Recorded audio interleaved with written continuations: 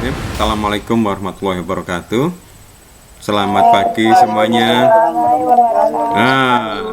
Ini semangat ini. Ini semangat. Jadi meski di rumah tetap semangat kuliahnya. Senang sekali saya bertemu lagi dengan kalian. Belajar tentang marketing ya. Kemarin kita masih belum sempat belajar karena kemarin kita masih introduction. Ya, hari ini kita akan mulai. Materinya juga sudah saya upload di Google Classroom. Sudah di-download. Sudah saya sampaikan seminggu yang lalu ya. Di bagian materi kalau nggak salah, material atau materi. Oke, mungkin sebelum kita mulai, kita lebih baik berdoa terlebih dahulu. Semoga perkuliahan di pagi ini berjalan lancar. Semoga tidak ada halangan-halangan teknis. Seperti listrik mati, koneksi wifi yang naik turun ya. Absennya kok belum ada ya Pak ya? Di refresh di reload. Biasanya memang terlambat beberapa detik ya, karena kan pasti kayak di ada reloadnya itu loh. Kalau kita tadi buka itu tadi sebelum pukul 8 terus kita biarin nggak otomatis langsung nyala, tapi kita harus refresh dulu, dan itu mereka akan muncul di sana pukul 8, tapi mungkin ada case di browser kita yang mungkin masih belum menampilkan. Belum ada yang absen ini. Turn in-nya kosong ya. Oke, sebelum kita mulai kita berdoa terlebih dahulu, semoga lancar. Semoga pagi ini kita mendapat ilmu yang bermanfaat yang bisa menjadi bekal kalian. Mari berdoa menurut keyakinan masing-masing. Berdoa mulai.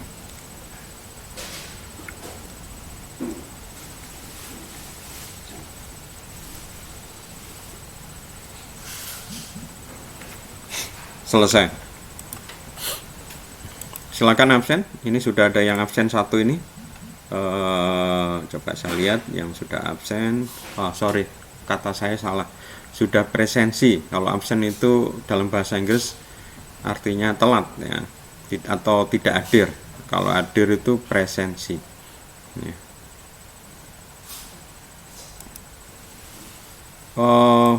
Tolong diisinya bukan di comment ya, isinya di turn in ya, isinya di submit ya. Ini kalau nggak salah ada apa namanya, ada yang komen ini, Mita Rusdiana, tolong jawabnya bukan di kelas comment, tapi kamu kayak ngerjakan tugas ya, di student answer ya, di student answer. Nah, kalau di situ nggak akan ketahuan ya, langsung nggak ketahuan sudah mengerjakan atau tidak. Ini sistemnya memang agak canggih. Oke teman-teman, kalau sudah beres masalah absensi, saya akan masuk ke kuliah. Sebelum saya lanjutkan, mungkin ada yang mau ditanyakan terkait pertemuan-pertemuan sebelumnya, atau mungkin masalah tugas dan lain-lain. Saya mohon kalau yang punya wifi di rumah, artinya kalau sudah punya wifi di rumah, kan sudah dibayar fix kalau nggak salah, dipakai nggak dipakai, bayarnya tetap, mending dipakai aja. Ya, videonya dinyalakan, tapi mungkin kalau pakai kuota ya, makan kuota nggak apa-apa, videonya dimatikan, kamera off ya, karena bisa mengirim kuota. Oke, sambil kalian sambil buka ya, sambil buka materinya, hari ini kita akan memulai mata kuliah Marketing Principles ya. Kalau diterjemahkan prinsip-prinsip manajemen, prinsip-prinsip pemasaran ya. Marketing diterjemahkan dengan pemasaran, karena marketing berasal dari kata market pasar. Marketing menjadi kata benda ya, kata benda majemuk pemasaran ya. Apa yang dimaksud dengan pemasaran ya? Pemasaran adalah fungsi organisasi dan serangkaian proses untuk menciptakan, mengomunikasikan, dan memberi nilai kepada pelanggan, dan untuk mengelola hubungan pelanggan dengan cara yang menguntungkan organisasi dan pemangku kepentingan. Ini menurut pengertian dari Asosiasi Pemasaran Amerika ya. Jadi di sini kita lihat bahwa pemasaran itu tujuannya adalah untuk menguntungkan organisasi dan pemangku kepentingan. Jadi pemangku kepentingan yang terkait dengan organisasi ya. Jadi kalau organisasi itu bisa karyawan, bisa direktur, ya, bisa apa namanya pemasok ya. Tapi pemangku kepentingan itu bisa pemilik ya. Mungkin juga terkait dengan masyarakat sekitar, termasuk juga terkait dengan negara, karena itu juga ada pemangku kepentingan. Kenapa kok negara terkait juga? Karena kalau perusahaan itu maju memperoleh keuntungan, dia pasti akan bayar pajak ya. Atau kalau perusahaan itu maju, masyarakat sekitar akan terciprati kok angel kata-katanya ya. Contoh, siapa yang rumahnya dekat Ngagel atau lewat jalan Ngagel ya, kalau mungkin mau ke kampus itu jalan Ngagel sebelahnya Hotel Novotel. Pernah pernah lewat Hotel Novotel di jalan Ngagel? Iya Pak. Pernah dengar Kak? Lu kok pernah Pernah Pak. dengar? Bukan orang Surabaya ya? Kok pernah dengar? Ya. Nah, kalau kalian lewat di jalan Ngagel di sebelahnya Hotel Novotel itu ada gedung tua kayaknya ya. Yang satu sudah ratah ya. Itu dulu adalah kantor dari perusahaan BUMN namanya Boma Bisma Indra. Ya, sudah diratakan ya, sudah bahkan besi-besinya sudah diambil, sekarang jadi tanah yang luas gitu. Nah, sebelahnya lagi yang saya maksudkan. Sebelahnya lagi itu masih ada depannya, tapi belakangnya sudah hancur, jadi cuma hanya depannya aja. Itu adalah pabrik Iglas ya, PT Iglas ya. Itu juga BUMN dulu yang memproduksi gelas, kaca, botol gitu ya. Sedangkan yang Boma Bisma Indra itu memproduksi mesin-mesin berat ya. Dulu kebetulan kayak Iglas itu adalah klien saya, itu ramai sekali dulu itu ya, ketika masih jalan ya. Di depannya itu banyak orang jualan-jualan ya, karena para pegawai keluar dari itu kalau gajian itu di depan tuh banyak orang-orang jualan yang kayak peralatan-peralatan apa, ramai kalau hari-hari Jumat Sabtu gitu. Sekarang karena perusahaan itu sudah tutup ya, sebelum tutup pindah ya di Gresik ya, udah nggak ada ini. Berarti apa? Sudah nggak ada manfaat untuk masyarakat sekitar. Nah, sekarang kalau kita lihat manajemen pemasaran, ya ada kata-kata manajemen. Nah, di sini perbedaannya ada kata seni dan ilmu, ya, memilih pasar, sasaran dan meraih, mempertahankan, menumbuhkan pelanggan dengan menciptakan, menghantarkan dan mengomunikasikan nilai pelanggan yang unggul, ya. Jadi kalau kita lihat di sini, maka tujuan pemasaran itu adalah bagaimana perusahaan itu untung ya. Itu pasti ya, pasti semua perusahaan kepinginnya untung ya, kecuali mungkin kalau zaman dulu ada namanya jawatan kalau nggak salah ya, atau perusahaan umum ya. Artinya ada beberapa memang perusahaan yang diciptakan negara itu memang tidak bermaksud untung, tapi minimal survive ya, untung-untung sedikit, tapi didirikan dalam rangka memang melayani rakyat ya. Misalnya contoh kayak air minum gitu ya, air minum itu tidak dimaksudkan untuk mencari keuntungan. Kalau mau cari keuntungan harganya dinaikkan dinaikkan banyak yang protes itu ya, lebih ke ya untung sedikit ya misalnya, bukan makanya diciptakan pemerintah. Kalau misalnya negara atau swasta bikin gitu ya, harga itu mungkin terlalu murah ya. Berapa air kalian habisnya sebulan? Nggak banyak kan, coba dihitung dengan air minum yang kalian beli yang per galon itu berapa ya. Oke, kalau kita lihat di sini, maka di sini ada sebuah ilmu yang akan melihat, yaitu adalah memilih pasar sasaran dan meraih. Jadi nanti kita akan belajar juga bagaimana memilih pasar sasaran ya. Namun sebelum itu ya, ada beberapa hal yang kemudian dijual sama orang. Jadi di sini yang dimaksudkan pemasaran ini berarti organisasi ya, menguntungkan organisasi.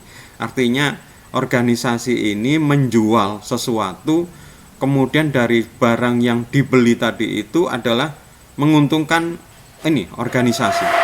Nah, sekarang apa yang dijual ya? Kalau bahasa sederhananya atau yang biasa umum, yang barang yang sesuatu yang dijual itu jelas barang ya, produk istilahnya. Tapi selama kita kuliah ini nanti di dalam satu semester ini, dan mungkin akan pengertian lagi selanjutnya, bahwa produk ya, produk yang dimaksudkan di dalam marketing ini adalah tidak hanya produk ya. Contoh misalnya yang kedua adalah jasa ya. Karena ada perusahaan yang tidak menjual barang ya. Apa sih bedanya barang dengan jasa? Ada yang mau menjawab? Barang terdapat produknya, kalau jasa pelayanannya. Nah, perbedaannya yang signifikan apa? Kalau barang itu ada wujudnya, kalau jasa tidak ada wujudnya. Iya, betul sekali. Betul, pintar, betul, 100. Ya, jawaban yang saya inginkan yang itu.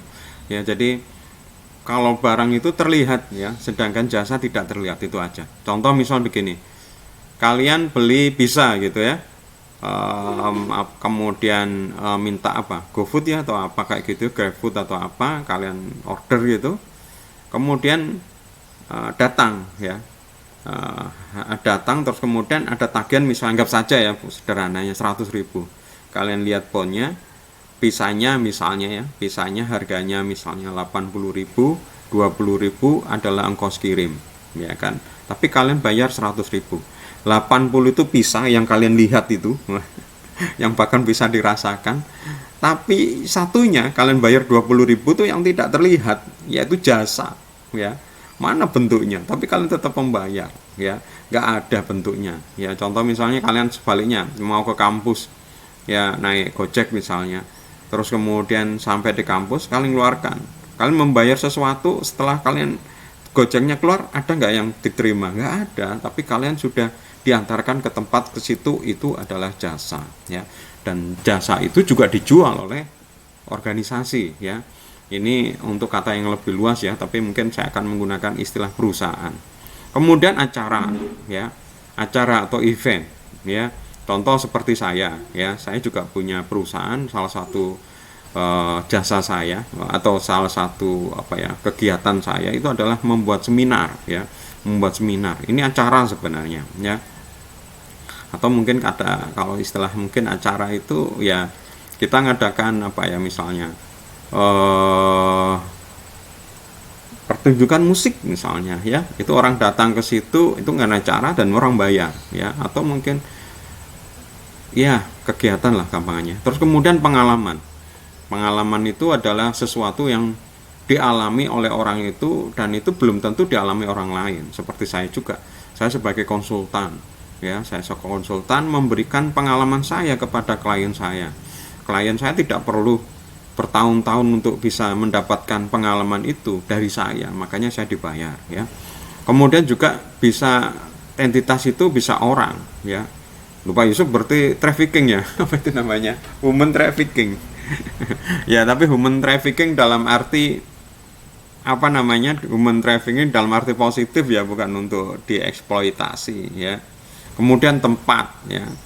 Tempat misalnya kalian ngontrak rumah, atau mungkin yang dari luar Surabaya itu mungkin harus ngekos, ini kalian bayar tempat ya, tempat disediakan ya, kalian bayar gitu, kalian berhak selama waktu yang sudah disepakatin ya. Properti ya, properti ini hampir sama dengan tempat ya. Organisasi, informasi ya, informasi ini seperti misalnya kalian beli koran ya, kalian bukan beli kertas ya. Ya, kalian langganan koran itu sebulan, kalau Jawa Pos sekarang sudah 100.000 ya. Itu kalau dikilokan paling dapatnya nggak sampai 1.000 itu ya. Jadi bukan beli kertas, tapi beli informasi. Karena kalau beli informasi kita rugi sekali itu ya, sebulan yang 100.000 itu kalau dikilokan hanya dihargain kertas ya. Jadi kita beli informasi. Berikutnya adalah bisa saja yang dijual itu oleh organisasi atau perusahaan itu adalah ide. Ide itu adalah sesuatu yang tidak dimiliki orang, dan kemudian ini diberikan ya, diberikan utarakan sesuatu solusi ya. Misalnya contoh di mata kuliah saya yang lain, misalnya saya mengajarkan tentang iklan gitu, ada perusahaan namanya biro iklan ya, biro iklan yang kemudian punya ide bagaimana membuat iklan, bahkan kemudian mengeksekusinya ya. Iklannya bagaimana, dia yang memikirkan, enaknya kayak apa, dia sudah memikirkan, kita beli ya, kita beli. Tapi mungkin ini adalah spesifik ya, tapi kalau dibuat garis besar, barang yang dijual, barang yang dipasarkan adalah barang dan jasa ya. Barang itu yang terlihat, jasa itu tidak terlihat ya, tapi keduanya adalah bisa dijual. Berikutnya kita akan lihat bagannya ya. Atau kalau kita lihat di sini, di tengah-tengah ada namanya pasar pemerintah ya, pasar pemerintah. Kemudian ada pasar produsen, ada pasar konsumen, ada pasar perantara, ada pasar sumber daya. Semuanya ini mereka saling berjual beli ya, berjual beli. Artinya ada yang membeli, ada yang menjual. Contoh misalnya pasar pemerintah dari pasar produsen. Apa yang diharapkan dari pemerintah oleh pasar produsen? Ya ini adalah kayak adanya perlindungan ya, perlindungan atau kemudian aturan-aturan regulasi, tetapi yang diharap pemerintah dari pasar produsen adalah pajak ya. Mungkin adalah barang, kalau ada barang rakyat dan pemerintah itu nanti akan rugi sendiri karena kemudian rakyat yang mungkin marah-marah atau apa, kelaparan kayak gitu. Ini ada pasar konsumen ya, ada pasar sumber daya, dan semuanya contoh pasar produsen dengan pasar sumber pesantara. Kalau kita lihat, maka marketer adalah seseorang yang mencari respon ya, perhatian, penilaian, dukungan, terus kemudian prospek itu pemberi respon. Lah, pasar ini adalah tempat di mana bertemunya pembeli dan penjual. Oke, mungkin sekarang saya mau bertanya ke kalian ya. Saya pernah bertanya kalau nggak salah di kelas ya, atau mungkin saya lupa. Sekarang kita kembali lagi ke intinya pemasaran. Kenapa sih pemasaran itu penting?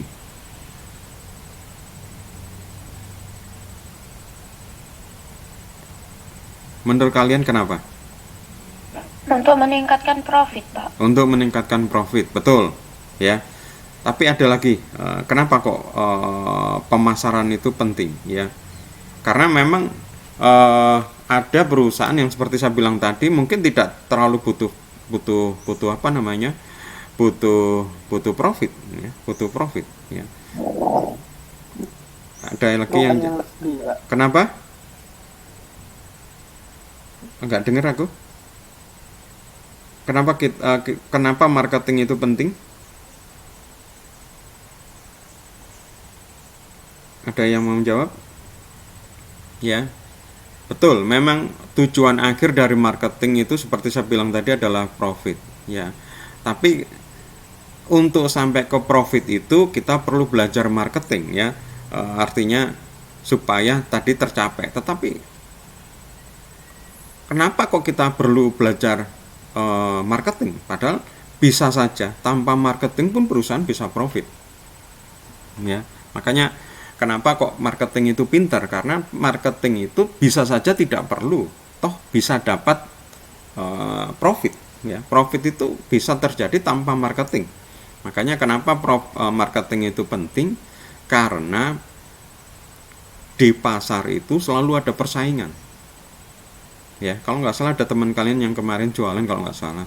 Ya, yang jualan seperti teman kalian juga banyak.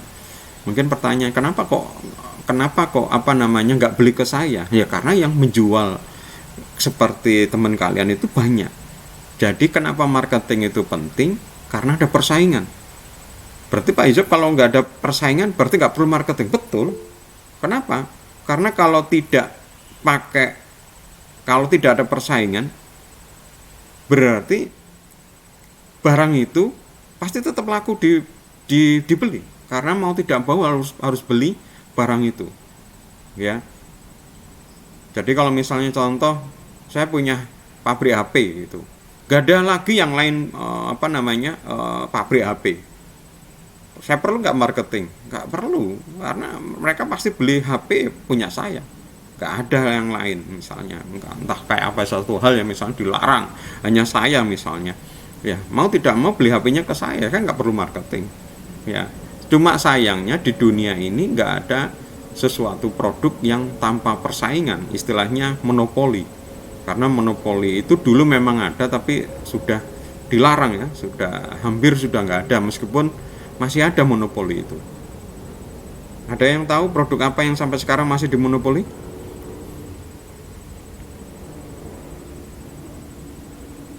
Apa? Kurang tahu, Pak. Tessa? Pak mikir gitu kayaknya udah tahu itu. Melihat ke atas tuh mikir ini berarti. Memang jawabannya di atas dah. Oh iya sih, ada di atas tulisannya.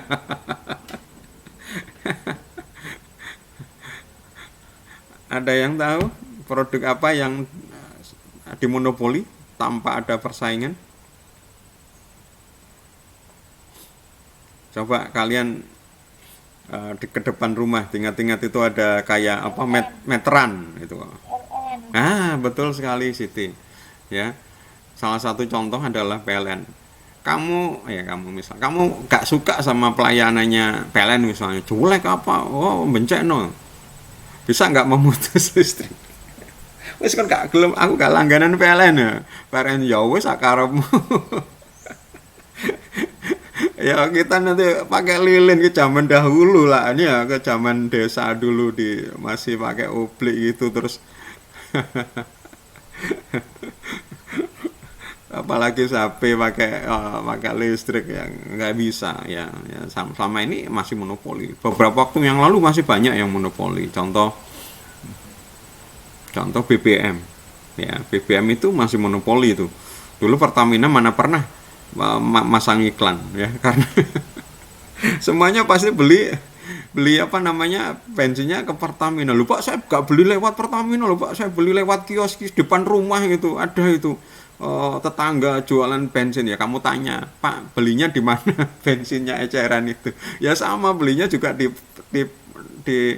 Pertamina juga, di pom bensin Pertamina. Jadi semuanya tetap ke Pertamina. Tapi sekarang nggak hanya Pertamina yang jualannya, ada apa? Shell, ada Petronas, ada AKR ya, sudah dilepas ya. Kalau dulu ada beberapa ya.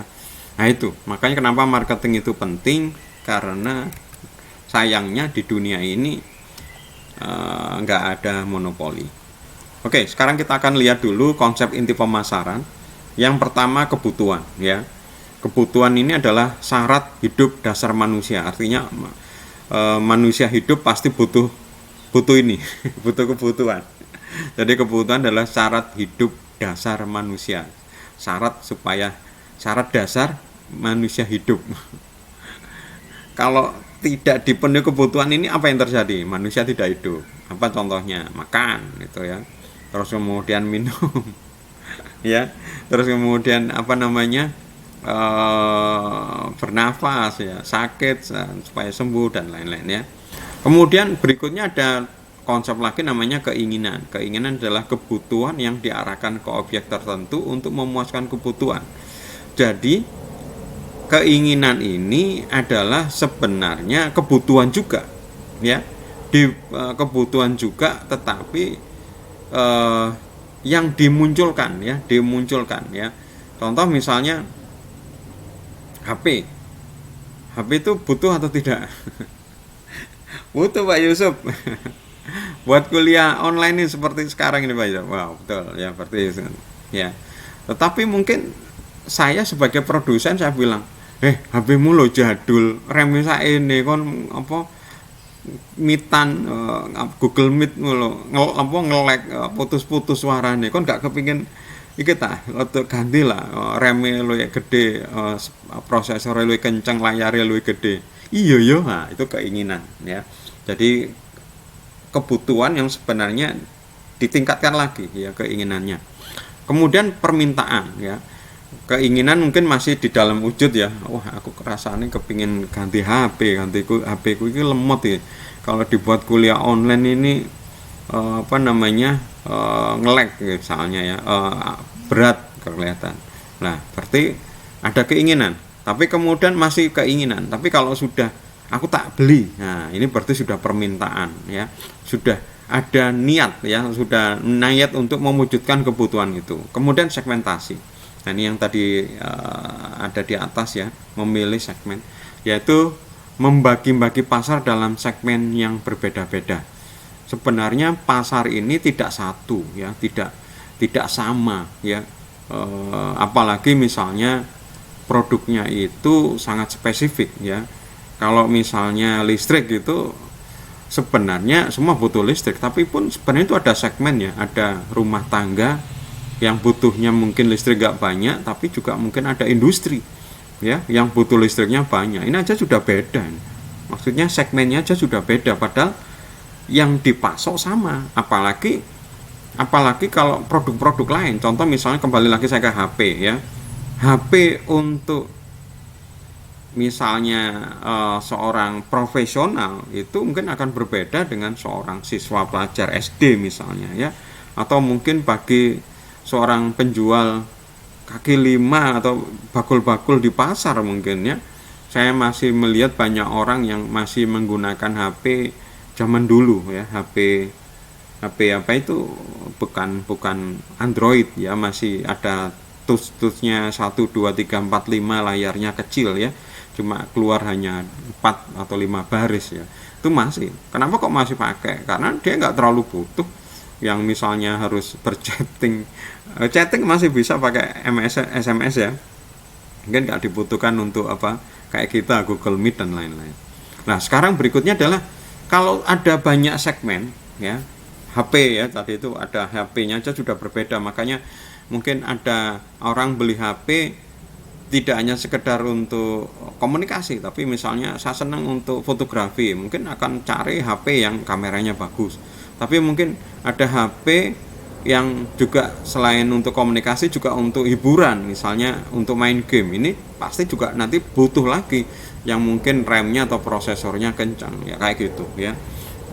Kemudian maka dari pasar pada di segmen-segmen tadi maka akan ditentukan oleh organisasi atau perusahaan mana yang akan dipilih. Nah, itu namanya positioning. Ya, positioning. Jadi contoh misalnya kayak misalnya kembali lagi misalnya ke ke HP lah misalnya ya. Ketika saya memproduksi HP yang mungkin harganya murah, anggap saja misalnya 1 juta, saya sebagai produsen akan mikir, oh HP ini hanya saya tujukan untuk orang yang segmennya bawah, artinya gak punya banyak biaya, gak banyak uang misalnya, tapi kepingin punya HP yang dan cukup mereka bisa misalnya berkomunikasi gitu lah, atau mungkin Google kuliah daring aja yang dasar misalnya. Nah itu dari situ dia sudah menentukan, oh produk ini akan untuk seperti ini ya. Contoh lagi misalnya sebenarnya rata-rata memang produk ini sering sekali itu meskipun kelihatan sama ya, misalnya HP ternyata punya segmen yang berbeda-beda, ditentukan atau pasarnya berbeda-beda. Contoh lagi misalnya mobil aja ya, ada mobil yang sama persis ya. Kalau misalnya emblem mereknya itu saya lepas ya, tulisan saya lepas, kalian mungkin nggak bisa membedakan ya. Contoh misalnya Toyota Avanza dengan Daihatsu Xenia, misalnya saya lepas logo-logonya, kalian bisa membedakan mana yang Avanza mana Xenia? Susah, karena bentuknya sama persis ya, ya. Yang mungkin tapi meskipun sama persis bentuknya, harganya berbeda ya, karena memang antara Avanza dengan Xenia ini segmennya berbeda. Xenia ini ditujukan untuk yang lebih bawah segmennya karena lebih murah harganya ya. Kemudian penawaran ya, jadi kalau tadi ada keinginan permintaan maka harus ada pemberian ya, gampangannya dipenuhi lah, penuhi namanya penawaran ya. Kemudian ada merek ya, merek ini adalah identitas ya, identitas dari sebuah produk. Kemudian ada nilai. Nilai itu adalah sebuah komunikasi antara kualitas, pelayanan dan produk ya. Artinya semuanya dari apa yang kita terima dari produsen itu namanya nilai ya. Jadi bisa bisa kualitas barang, bisa kualitas pelayanan, ya, bisa produk itu kayak apa, ya. Kemudian kepuasan itu kalau konsumennya ini mendapat rasa positif atau seimbang dengan apa yang diberikan terhadap barang yang diterima, ya. Atau gampangannya dia memberikan nilai lebih daripada apa yang dia diterima, itu namanya puas. Contoh misalnya begini, saya beli anggapnya beli bakso, ya. Di sebuah warung, ya, harganya saya beli, ya, terus kemudian saya nikmati, oh enak sekali, ya, saya lihat kok tempatnya juga nyaman, bersih, terus kemudian porsinya banyak. Ketika selesai saya bilang, berapa Pak? Loh, cuma 5.000 misalnya. Ini kalau normalnya kalau di tempat lain mungkin 20.000, ini kok 5.000 gitu. Wah, pasti kalian ngomong puas banget. Dan biasanya kalau puas gitu kalian nanti akan mungkin memberitahu ini. Nah, contoh, ya. Kemudian ada saluran pemasaran. Saluran pemasaran ini distribusi, ya. Bagaimana supaya produk itu bisa sampai ke konsumen, ya, untuk dengan tepat, ya. Nah, dari di dalam saluran pemasaran itu ada rantai pasokan. Tapi rantai pasokan ini lebih tepatnya adalah dari pabrik yang memproduksi, tujuan akhir dari pihak lain yang memproduk atau yang memenuhi kebutuhannya. Contoh, ya, yang tadi saya bilang, misalnya pabrik PT Iglas yang memproduksi gelas, ya, itu ternyata bahannya gelas itu atau botol yang kaca-kaca, termasuk botol parfum atau botol minuman Coca-Cola kayak gitu, itu bahannya itu adalah pasir. Pasir, Pak? Tapi bukan pasir yang kita lihat di sungai atau di toko bahan bangunan itu yang warnanya hitam. Namanya katanya pasir kuarsa. Pasirnya ya bening gitu, ya, jadi kayak garam gitu, ya, tapi bening. Itu ya kayak pasir, jadi harus dipanaskan dulu. Kalau dipanaskan dia leleh, mencair gitu, kemudian dimasukkan kayak ke cetakan gitu, terus kemudian didinginkan lagi, sehingga ketika dingin itu sudah bentuk, ya, pasirnya sudah menyatu menjadi bentuk kayak gitu. Nah, ini Iglas nggak punya bahan itu, dia beli ke pemasok gampangannya. Ada pemasok ini yang mungkin menggali, ya, itu karena termasuk bahan tambang pasir kuarsa ini, ya, yang menggali, dan itu yang akan memasok. Ini contoh, ya, sebenarnya banyak, ya. Contoh misalnya mie instan itu bahannya apa? Tepung, ya, dan tepung itu bukan tepung beras tapi tepung terigu itu bahannya adalah gandum. Di Indonesia ada nggak ada, ya. Gandum itu hanya bisa ditanam di negeri subtropis, ya, kayak di Eropa, kayak di Amerika, ya. Nah, itu ada orang yang memasok pabrik mie instan itu untuk kebutuhannya, padahal nggak hanya butuh terigu, ya, untuk memproduksi mie instan, ya, mungkin bahan-bahan yang lain, misalnya kecap, bumbu-bumbu, dan lain-lain, ya. Nah, ini yang penting lagi, persaingan, ya. Persaingan ini berarti tidak hanya satu yang memberikan penawar, tapi banyak, ya. Dan kemudian lingkungan pemasaran, ya.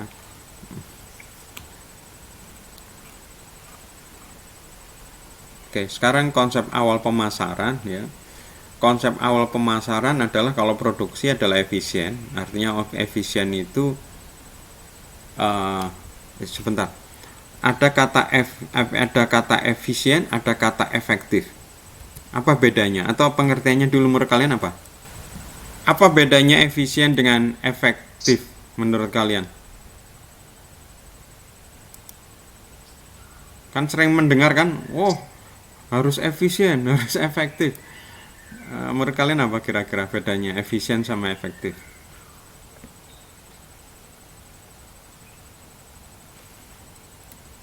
Kok diam semua? Kan sering sekali kan kita dengar. Apa terjemahan bahasa Indonesia efisien dan efektif? Kalau kata-kata Indonesianya efisien itu kan dalam bahasa Inggris, ya. Terus kemudian ditransliterasi di Indonesia kan, ya. Tapi sebenarnya orang Indonesia atau pusat kajian bahasa Indonesia atau pemerintah sudah punya pengganti, ya, kata efisien ini. Ada yang tahu? efisien dan efektif? Pernah dengar kata sangkil dan mangkus? Nggak pernah? Duh, nggak pernah dengar. Belum, Pak. Ya, lu berarti nggak pernah itu ya. Sangkil dan mangkus itu pengganti kata efisien dan efektif ya. Seperti juga online dan offline. Online itu daring, kalau offline itu luring ya, gitu. Ya memang kadang-kadang di Indonesia kan ya, maksudnya di translasi. Contoh misalnya email, elektronik mail, surat elektronik ya. Bahasa Indonesianya adalah apa? Surel ya, surat elektronik. Oke, efisien itu adalah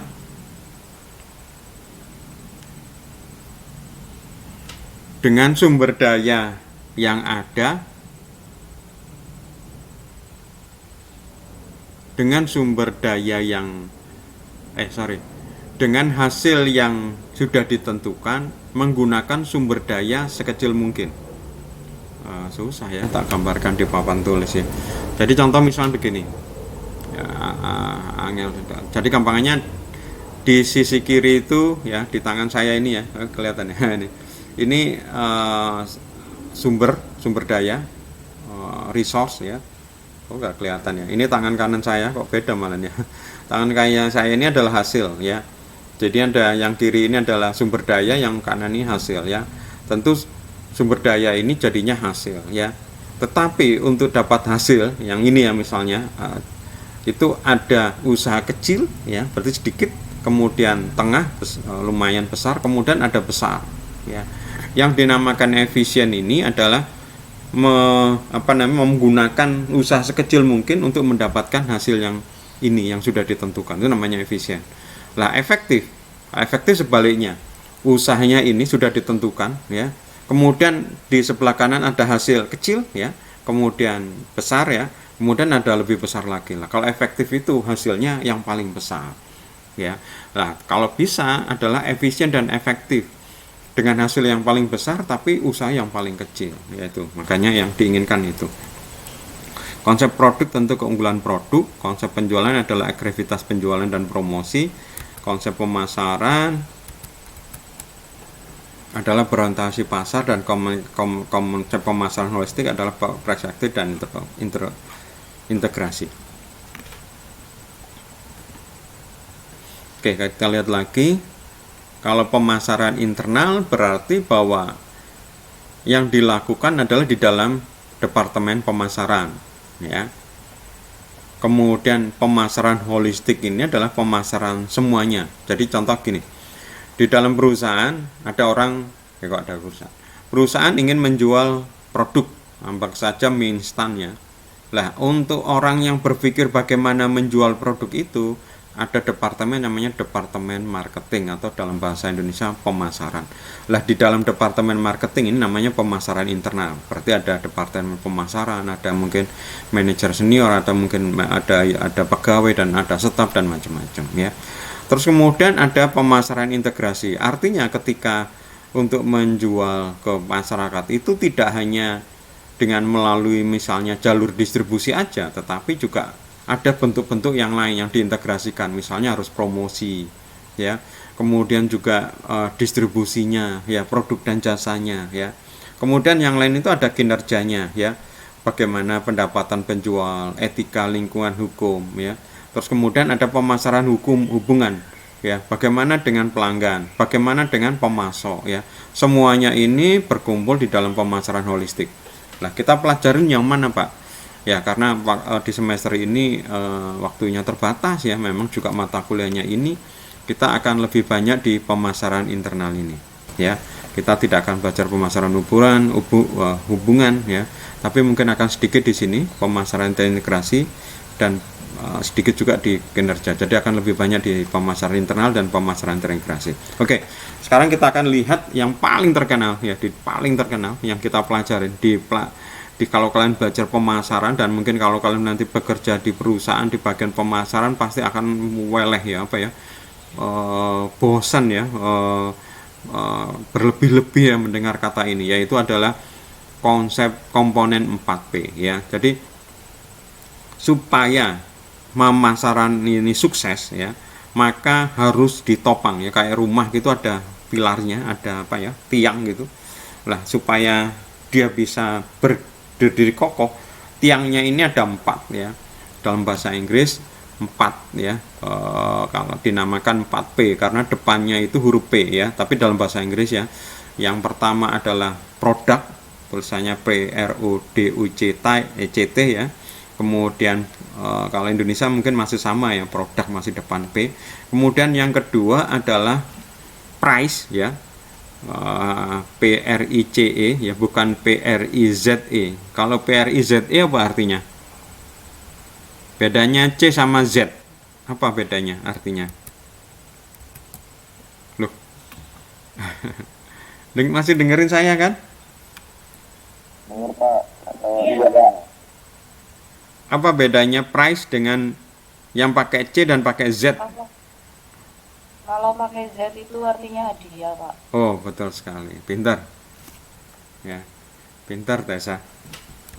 Ya, jadi ini yang price ya, pakai C ya. Berarti P ya. Kemudian berikutnya adalah distribusi ya. P yang ketiga namanya place. Place tulisannya PLAC. Tapi diterjemahkan biasanya bukan tempat ya. Kalau tempat itu kayaknya tapi biasanya terjemahan yang paling pas itu adalah distribusi ya. Kemudian yang P yang berikutnya, yang terakhir adalah promotion ya, diterjemahkan promosi. Jadi untuk marketing kita sukses, kita harus mengatur 4-4-nya ini dalam komposisi yang tepat ya. Anggap saja misalnya kalian senangannya kalian makan apa? Tessa, senangan makanmu apa? Soto. Soto. Seblak. Soto. Seblak. Ketika kalian makan soto, anggap saja ya, ketika soto ayam misalnya ya, diberi sama orangnya. Biasanya kan kalian supaya pas itu kan ditambahin apa? Sambal, jeruk, kecap. Ini kan kalian mengatur sedemikian pas yang menurut kalian bisa harganya sebenarnya rasanya pas. Itu dari sisi penikmat loh sudah matang, apalagi dari sisi pemasak. Sisi pemasak itu seperti yang gak saja misalnya kalian jualan ya. Kalian perhatikan orang yang bikin rujak cingur misalnya ya, mengatur antara bawang putih goreng, terus kemudian kacang, bawang terus garam, asem, terus kemudian pisang keluduk ya kan. Terus bahkan ada petis yang enak, ada yang petis nggak enak, itu diatur pas supaya benar-benar rasanya pas. Nah, ini kan itu yang kita lakukan. Bagaimana supaya sukses, 4 komponen ini juga harus kita tentukan. Makanya di sini kita akan belajar banyak di situ. Bagaimana meramu yang tadi saya bilang tadi, yang di depan tadi, mengatur komposisinya supaya kita pas. Pak Yusuf, kalau berlebihan bagaimana? Berlebihan pun juga nggak bagus, kekurangan apalagi ya. Yang penting itu paskan. Misalnya contoh supaya enak, misalnya kalian tambah kacang lebih banyak, belum tentu juga lebih enak ya. Kalau misalnya yang tadi saya bilang rujak cingur misalnya, atau mungkin lomboknya dibanyak apalagi. Artinya kita supaya pas itu kita harus mengatur itu. Nah, mengatur itu yang kita sekarang akan pelajari selama 1 semester ini ya. Itu yang dinamakan sebagai marketing mix ya. Marketing mix diterjemahkan sebagai bauran ya, dicampur ya. Mix itu dicampur, tapi kalau kata di sini ini mungkin lebih tepatnya di dalam mata kuliah ini diterjemahkan sebagai dibaur, dicampur baur ya. Tapi diterjemahkan bauran, artinya tidak diawur. Dicampur tapi tidak diawur, diatur ya komposisinya, maka dinamakan bauran pemasaran. 4 komponen ini yang kita akan pelajarin selama 1 semester ini, bagaimana kita membaur 4 komponen ini, dan nanti kita akan ada tambahan lagi. Ini adalah marketing yang zaman dulu ya, yang paling baru ditambahin lagi 3P ya. Ini yang kalian harus kuasai ya. Oke. Yang pertama adalah produk. Di dalam produk itu ada produk itu sendiri ya, jenisnya ya, berarti ya, banyaknya ya, ragam ya, ada kecil, ada besar, ada ini, ada itu, ragam. Kemudian ada kualitas, ada desain, ada fitur, ada merek, ada kemasan, ada ukuran, ada layanan, ada jaminan, ada pengembalian. Ini semuanya di dalam produk ya. Ingat, kalau saya bilang produk itu jangan anggap cuma hanya barang ya. Kalau tadi saya bilang tadi ada berapa tadi? Ada 9 ya. Ada barang, ada jasa, ada tempat, ada orang, ada pengalaman. Anggap itu ya. Jadi yang kita pelajarin ini selama 1 semester, anggap produk itu bukan semata hanya bisa dilihat, tapi juga tidak bisa dilihat. Yang tidak bisa dilihat. Dan di dalam produk itu yang akan kita pelajarin ya ini semua ya. Ada produk, ada kualitas, ada desain, ada fitur, ada merek, ada kemasan, ada ukuran, ada layanan, jaminan, pengembalian. Kira-kira menurut kalian apa bedanya? Nanti aja ya. Oke. Berikutnya adalah harga. Ya. Di dalam harga itu ada harga terdaftar, kalau istilahnya bahasa Inggris itu price list ya. Price list itu harganya yang sudah diberitahukan. Contoh kalau misalnya kalian ke tempat wisata kadang-kadang terus mampir ke warungnya itu, kalau lihat di dinding itu kan ada daftar harga makanan ini, itu price list ya, artinya harga yang terdaftar ya. Bisa saja nanti ada namanya diskon. Diskon ini ya kalian tahu, pengurangan, nah, ada potongan harga, ada periode pembayaran, ada syarat kredit ya. Sebenarnya harga ini juga ada banyak sebenarnya. Selain harga dasar, harga terdaftar juga nanti juga ada namanya HPP atau harga dasar ya. Harga terdaftar ini berarti harga yang harus dibeli konsumen untuk mendapatkan produk itu.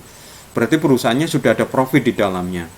Antara harga pembuatan sampai harga terdaftar itu namanya profit. Nah, yang harga pembuatan itu namanya HPP, harga pokok ya. Dimana untuk membuat produk itu biaya yang dikeluarkan oleh perusahaan itu namanya HPP. Contoh misalnya tadi rujak cingur. Untuk membuat rujak cingur misalnya 1 porsi, kalau dihitung kacangnya apanya gitu, ketemu harganya itu segini sebenarnya. Tapi tentu ya mungkin nggak mungkin kulaannya kan gitu, dia kan pasti beli kacang 1 kilo apa petisnya gitu ya. Tapi dianggap dihitung secara detail akan seperti itu ya. Itu harga pasar. Kemudian juga nanti ada harga rilis ya.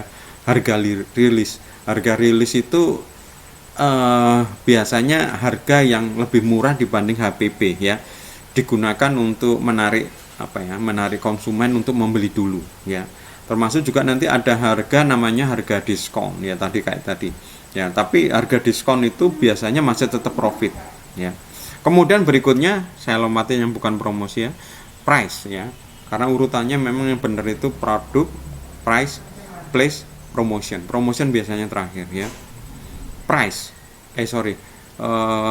ya, place atau distribusi.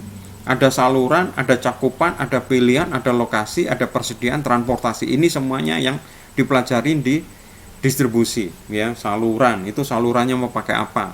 Mau pakai distribusi offline atau menggunakan distribusi online ya. Misalnya contoh, orang beli ke pabrik langsung ke saya, kemudian saya akan langsung kirim. Berarti tidak ada saluran ya, langsung dari pabrik langsung bisa beli ke itu. Tapi bisa saja mungkin pabrik menjual ke agen besar ya, agen besar nanti akan dibeli sama toko baru ke konsumen ini.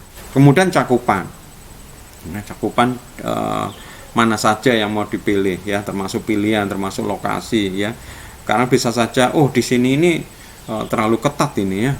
Mungkin saya tidak jualan di sini karena sudah terlalu banyak pemainnya, terlalu banyak persaingannya kayak gitu. Oke, saya langsung lanjut ke P yang keempat, yang terakhir adalah promotion. Di dalam promotion ini ada promosi penjualan, ada periklanan, ada tenaga penjualan, ada hubungan masyarakat, ada pemasaran langsung. Ini yang kita pelajarin ya di dalam itu. Kalau kalian ikut kuliah VMC itu ada mata kuliah khusus tentang periklanan ya, bagaimana membuat iklan ya. Sebenarnya di promosi ini ada 4 sebenarnya sederhananya, yaitu yang pertama adalah sales promotion. Sales promotion diterjemahkan promosi penjualan. Maka di sales promotion ini lebih fokus pada bagaimana meningkatkan penjualan di tempat memaksa orang untuk membeli saat itu juga. Jadi kalau kalian misalnya jalan-jalan ke mall gitu, kalau ada kalian misalnya lihat ada kayak seperti booth gitu ya, booth itu temporer ya, artinya kapan-kapan bisa dibongkar. Terus kemudian ada kayak petugasnya, sales ya, misalnya sales promotion girl misalnya SPG, terus menawarkan, Pak, ini kita lagi ada promo ini, normalnya Bapak dengan harga gini cuma hanya dapat satu, tapi hari ini kami memberi bonus Bapak lagi satu, jadi kalau Bapak beli dapat langsung dua. Nah ini yang kepinginnya mungkin nggak beli sekarang jadi beli sekarang, itu namanya memaksa penjualan dalam tanda petik ya, maka namanya sales promotion. Kemudian ada personal selling ya, personal selling diterjemahkan penjualan pribadi ya. Sales promotion fokusnya kata sales ya, penjualan, sedangkan personal selling fokusnya adalah personal. Personal ini adalah penjualan pribadi, maka penjualannya adalah face to face ya, pribadi dengan pribadi, bertemu ya. Contoh misalnya kalau kalian tiba-tiba ditelepon misalnya menawarkan misalnya beli apa atau apa gitu, atau mungkin ada orang datang ke rumah kalian, Pak, Bu, mohon waktu, kami mau menjelaskan produk, itu namanya personal selling. Termasuk misalnya kalian juga di jalan-jalan di mall tadi terus dihubungi langsung dengan SPG, itu termasuk personal selling ya. Ya, termasuk juga kalian dapat email, dapat WA, dapat chatting, dapat apa, itu termasuk personal selling. Kemudian ada berikutnya ya, yang ketiga adalah public relation atau diterjemahkan hubungan masyarakat ya, atau ada yang mengatakan publication. Nah, di situ ada publik ya, penekanannya pada publik ya, publik. Jadi public relation itu bagaimana menjaga hubungan dengan masyarakat atau orang di luar perusahaan itu agar diterima. Kuncinya itu sebenarnya, karena apapun yang kita pelajarin semuanya, entah produk, harga, tempat, semuanya sudah bagus, tapi tiba-tiba kalau orang tidak menerima dalam tanda petik, tidak setuju ya, kalian juga mungkin nggak laku ya. Contoh misalnya kalau sekarang ini misalnya kalau kita jualan produk, atau mungkin kalian kerja di pabrik Michelin misalnya, pabrik bannya Perancis, tiba-tiba mungkin penjualan menurun ya, karena misalnya kalian yang kerja di Paris gitu, tiba-tiba kok banyak produknya menurun karena diboikot ya. Produknya bagus, semuanya bagus, tapi tiba-tiba hubungannya kurang bagus ya. Itu contoh yang di luar negeri. Kalau di Indonesia pernah kejadian itu adalah susu, kalau nggak salah, susu Nestle kalau nggak salah, Denko ya, itu diisukan bahwa mengandung babi ya, padahal normal semuanya, produknya tiba-tiba diisukan babi, tiba-tiba orang-orang nggak mau aja, nggak laku ya. Agak baru, contoh yang agak baru, beberapa tahun yang lalu teh botol ya, teh botol diisukan mengandung kayak racun ya, kalau minum itu bisa kejang-kejang gitu. Gak laku itu, gak laku teh botol sosro. Ini contoh ya. Kemudian yang terakhir adalah advertising, yang diterjemahkan periklanan. Nah, di dalam promosi itu ada 4 tadi itu, tapi mungkin ditambahin yang lain ya, pemasaran langsung, termasuk kemudian tenaga penjualan. Ya, tenaga penjualan mungkin terjemahannya dari personal selling. Oke. Tugas manajemen pemasaran pertama adalah mengembangkan strategi dan rencana pasaran, menangkap pemahaman atau gagasan pemasaran berhubungan dengan pelanggan, membangun merek yang kuat, membentuk penawaran pasar, mengantarkan nilai, mengkomunikasikan nilai, menciptakan pertumbuhan jangka panjang ya. Jadi ini yang dilakukan oleh kalian ya, yang dilakukan oleh kalian. Nanti kan kalian misalnya bekerja, pasti juga di sini masuknya di manajemen pemasaran ya, tadi itu yang pemasaran internal ya. Ini tanggung jawab kalian, dan ini yang kita harus kuasain, kita harus pelajarin, karena pekerjaan kalian yang ini sebenarnya ya. Oke, sekarang kita akan lihat kebenaran dan kesalahan pemasaran ya. Oke, ini kalian baca sendiri aja ya. Oke, mungkin ada pertanyaan.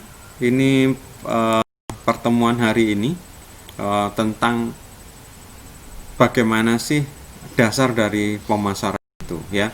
Jadi kalau kita lihat sekali lagi, pasar itu barang yang dijual itu bukan melulu cuma barang, tetapi ada bentuk yang lain. Tapi kalau mau sederhananya ada 2, barang dan jasa ya. Tapi kalau misalnya ditanyakan spesifik, ini yang sebenarnya dijual. Dan ini yang dibutuhkan. Untuk mendapatkan ini ya tentu kita harus membeli ya. Kemudian berikutnya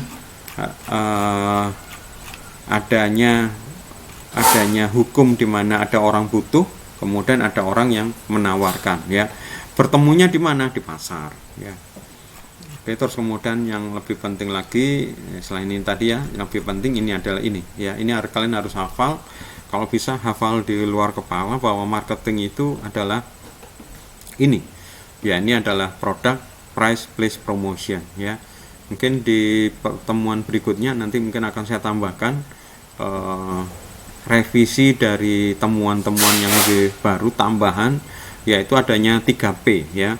Jadi selain 4P ini ada 3P ya. 3P yang tambahan ini adalah people, process, dan physical evidence. Nanti saya jelaskan di pertemuan selanjutnya ya. Ini yang mungkin kalian harus hafalkan.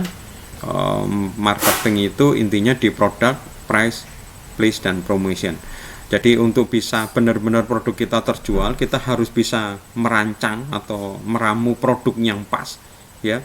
Dan itu sesuai kebutuhan ya, Misalnya contoh kalau produk kita canggih, kemudian kok nggak laku, bisa saja karena saking canggihnya kemudian mahal, orang nggak mampu beli. Kemudian mungkin kalian apa sih orang nggak mau beli produk saya, padahal produk saya ini loh bagus, kameranya ini megapikselnya besar, layarnya ini lega, ini bahannya bagus, kalau di sinar matahari pun masih bisa melihat. Ya, dengan untuk membuat produk itu harganya mahal dan tidak mungkin hanya orang tertentu yang beli ya. Jadi bisa aja nggak laku. Jadi ini juga penting juga. Terus kemudian harga ini bisa saja paling gampang itu adalah harga itu HPP atau harga pasar, harga terdaftar itu paling gampang adalah HPP plus profit. Untuk memproduksi ini saya mengeluarkan biaya berapa? 10.000. Kamu ingin profit berapa? 2.500. Oke, saya jual 12.500. Tetapi ini juga kita akan pelajarin bahwa kadang untuk menentukan harga terdaftar tidak menggunakan konsep seperti itu saja ya. Bisa jadi harga itu bisa dilambungkan ya. Harga HPP-nya murah ya segitu, tapi ternyata harganya bisa 4 atau 5 kali lipat ya. Contoh kalau nggak salah iPhone itu harganya sama. Harga untuk memproduksi iPhone itu biayanya sama dengan memproduksi Galaxy S, tapi harga Galaxy S dengan iPhone selisihnya jauh ya. Bahannya sama. Kalau kalian lihat di YouTube itu sampai ada orang yang membongkar satu persatu komponennya, kemudian ditanyakan ke pabrik, ini kalau saya beli kayak gini berapa hargamu? Ada harganya semua, di total segini, HP ini ketemu, tapi kenapa harganya segini? Berarti profitnya ini besar sekali. Kemudian distribusi, apapun produknya lengkap, bagus, kemudian harganya pas, tapi kalau barangnya tidak bisa terjangkau, tidak bisa kita terima, tidak bisa kita dapatkan, juga sia-sia ya. Ada kasus dulu di mana ada produk snack anak-anak itu ketika ada promosinya bagus, laku, terus banyak orang beli ya. Terus kemudian karena mungkin pabriknya mungkin tidak disiapkan, sehingga ketika ada lagi yang lain ada bagus ya, orang diberitahu, terus kemudian melihat ke situ produknya nggak ada, ke toko lain juga nggak ada. Ini juga distribusinya juga kurang tepat. Kenapa? Atau mungkin juga karena ya banyak hal ya, misalnya ada kebanjiran, ada bencana, bisa saja mungkin salurannya itu. Ini juga harus penting juga. Dan yang lebih penting lagi, apapun yang sudah disiapkan itu, tapi kalau tidak dikenal sama konsumen, sia-sia. Karena sekali lagi bahwa di dunia ini tidak ada produk yang tanpa persaingan.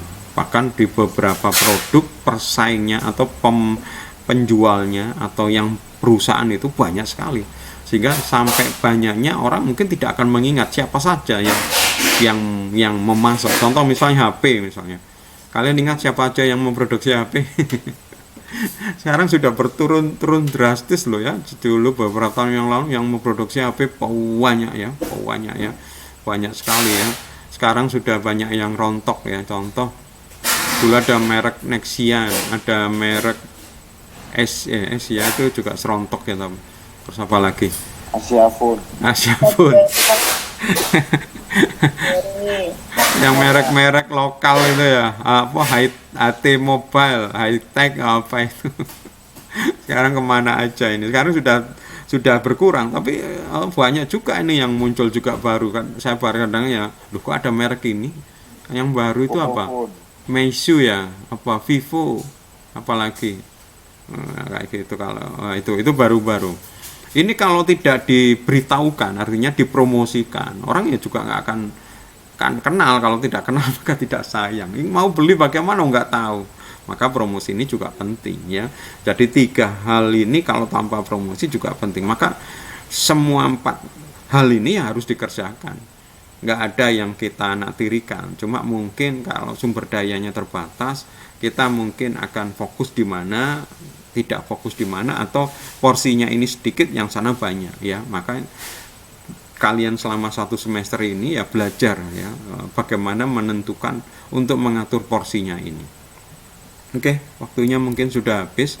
Ada yang mau ditanyakan? Saya Pak Nggih. mau bertanya. Kurang keras suaramu.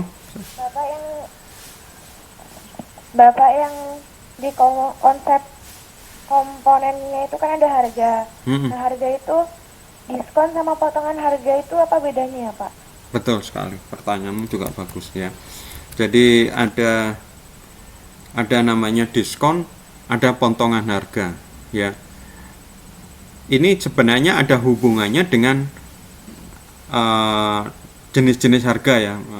Di sini nggak ada detail, nanti kita masuk di bagian harga. Seperti tadi sudah saya singgung, ada harga yang jelas, ada HPP, harga dasar, kemudian ada harga terdaftar price list, kemudian juga ada harga new, harga rilis ya, harga awal, terus kemudian juga ada harga distributor dan macam-macam. Artinya selama perusahaan itu menjual di atas HPP, itu berarti masih profit ya, masih profit ya.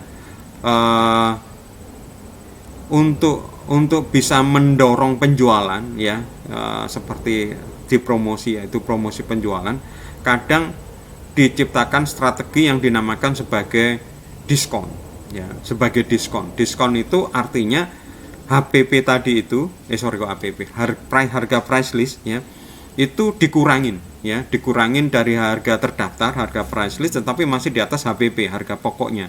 Jadi masih profit, tapi profitnya sedikit, itu diskon. Sedangkan potongan harga ini adalah harga yang lain ya, harga yang lain. Jadi misalnya harga distributor ya, itu berbeda. Kenapa kok berbeda? Karena dia belinya lebih banyak. Jadi ada potongan harga. Jadi bukan dalam arti potongan harga untuk secara khusus, tetapi potongan harga secara keseluruhan, dan itu nggak hanya saat-saat tertentu. Kalau diskon saat-saat tertentu, sedangkan potongan harga ini selalu ada. Jadi misalnya kayak kemarin ya, saya beli mie instan 1 kardus ya.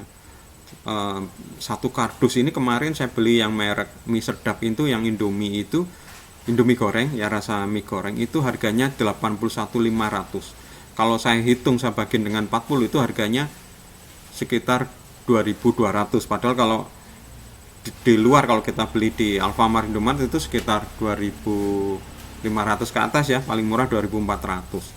Berarti di sini sebenarnya ada potongan harga dari price list, harga terdaftar yang kita beli secara konsumen user ya.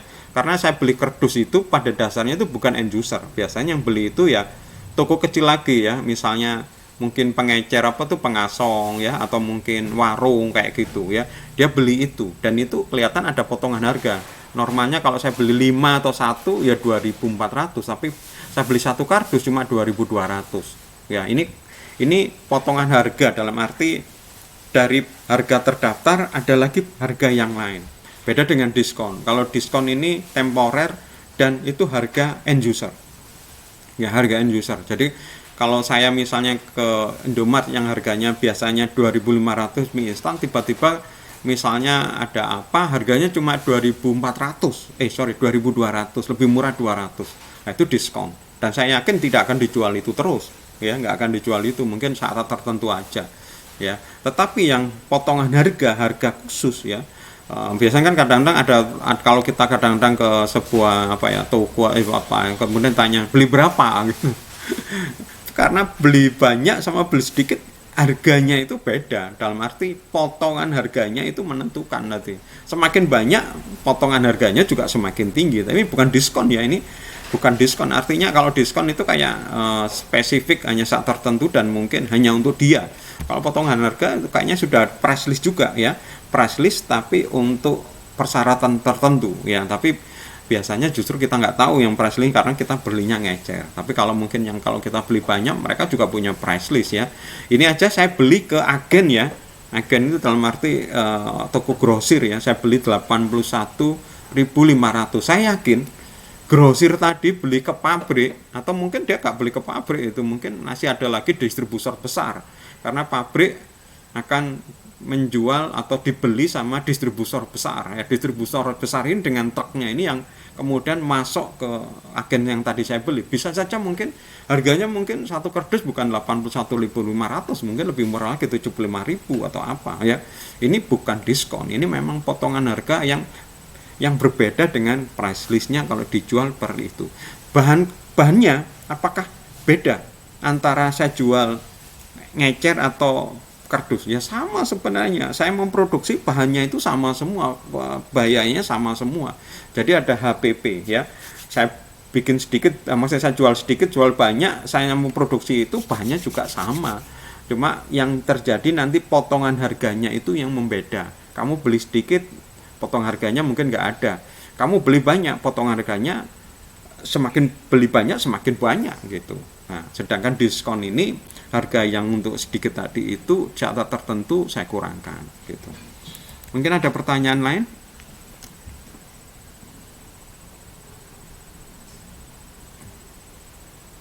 Perlu diberi tugas supaya tambah jelas?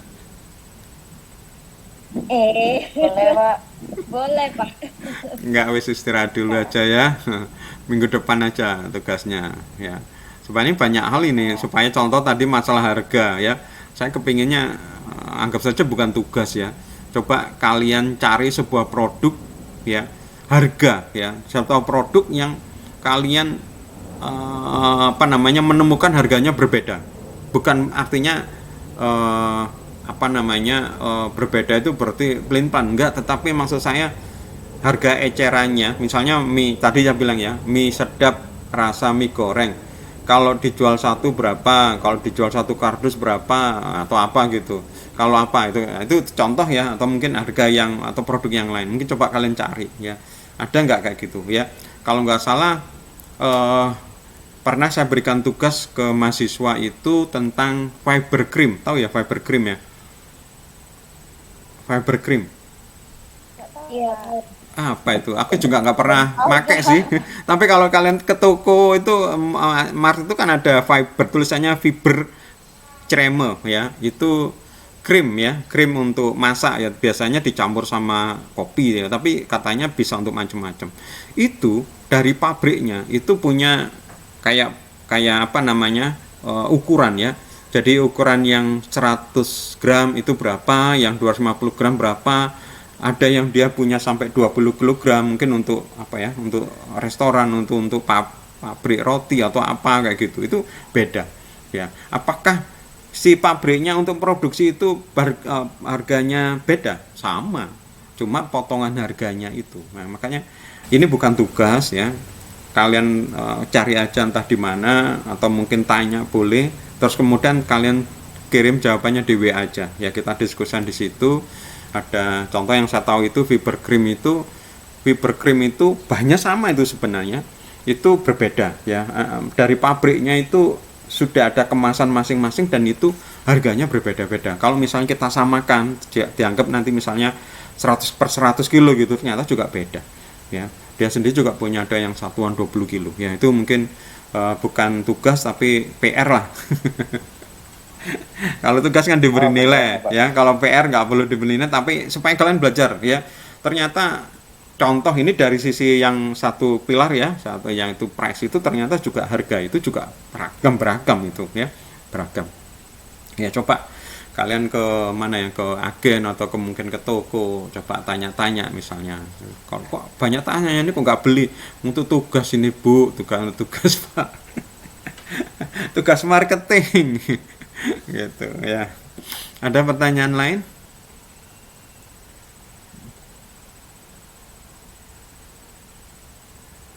Gak ada? Sudah absen semua? Di sini nggak dikumpulkan Pak ya?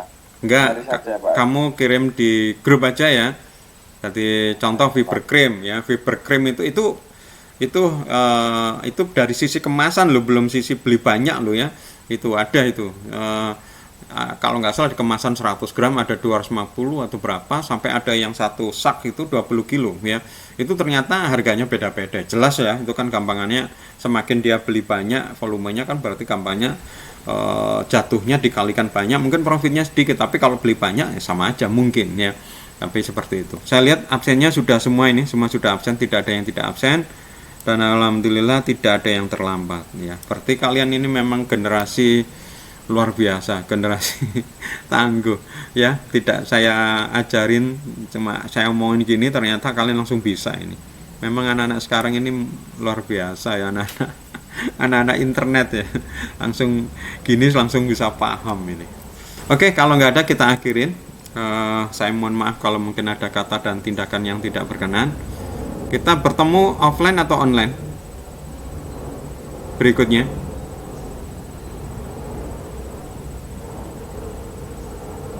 Nggak tahu ya. Oke, ya wis, oke. Terima kasih, selamat pagi, assalamualaikum warahmatullahi wabarakatuh. Waalaikumsalam warahmatullahi wabarakatuh. Terima kasih. Iya, terima kasih sama-sama.